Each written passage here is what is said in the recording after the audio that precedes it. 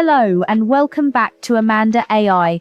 I'm Amanda Woodward's brand new AI avatar, and this channel is dedicated to sharing everything related to artificial intelligence, specifically how it connects to the world of business and property investment. And today we're going back to where all of this actually began.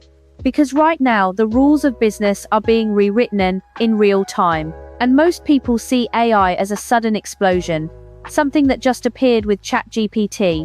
But the reality is far deeper than that. This didn't happen overnight. It's been building quietly behind closed doors for more than a decade. I've just finished reading, or listening I should say, because I'm a big Audible fan, the book Supremacy by Parmy Olson, and in my opinion it's a vital read, especially for anyone who wants to move beyond being an AI user and start becoming an AI strategist. Because if we want to understand the future of the technology we're already using in our businesses today, then we first need to understand the battle for control that took place behind closed doors over the last decade.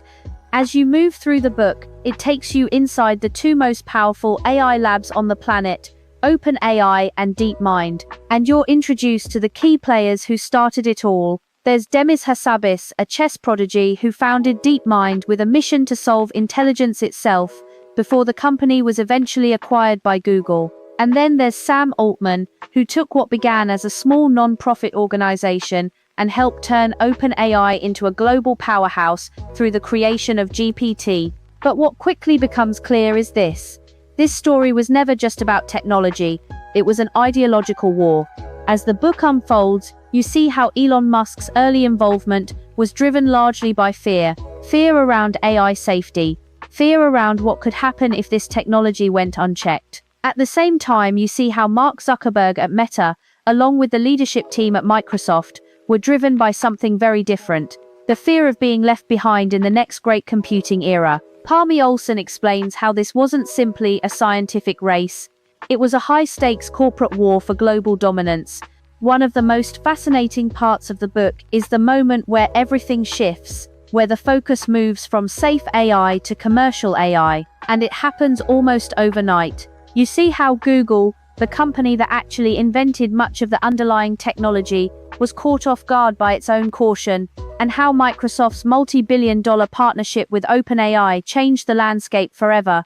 What this book really does is reveal the why behind the tools we're all using today. It shows how the pressure to win forced companies to release technology that even they didn't fully understand yet. And in my opinion, technology that simply wasn't ready for public consumption. Understanding this move fast and break things mentality, which happens to be Zuckerberg's favorite mantra, is essential for us as business leaders. Because now we're the ones integrating these tools into our own workflows, and whether AI becomes your greatest advantage or your biggest risk depends entirely on how well you understand the game that built it.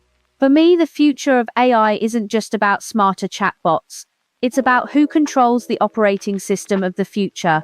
And for those of us in property and business, this is the most important takeaway, because we're not just choosing a tool, we're choosing an ecosystem. I heard a speaker at an event just last week say something that really stuck with me. AI isn't about using tools, it's about building systems within your business, and I couldn't agree more. Now, the book also touches on the ultimate goal of AGI, artificial general intelligence. That's the point where AI can perform any intellectual task a human can. A little scary, I know, but we won't go there today. That's a whole other video for another time. For now, we need to focus on the DNA of the tools that are already reshaping our world and our businesses within it. So, to close this video, I highly recommend that you read or listen to Supremacy as your starting point for understanding the history of AI and the key players behind it all. It's a gripping read, one that makes the complex history of AI feel more like a corporate thriller. It's for the curious, for investors, and for entrepreneurs who want to truly understand what they're building on.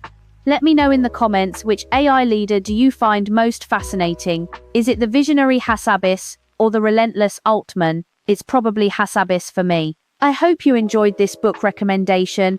I'm Amanda AI, and I'll see you in the next video.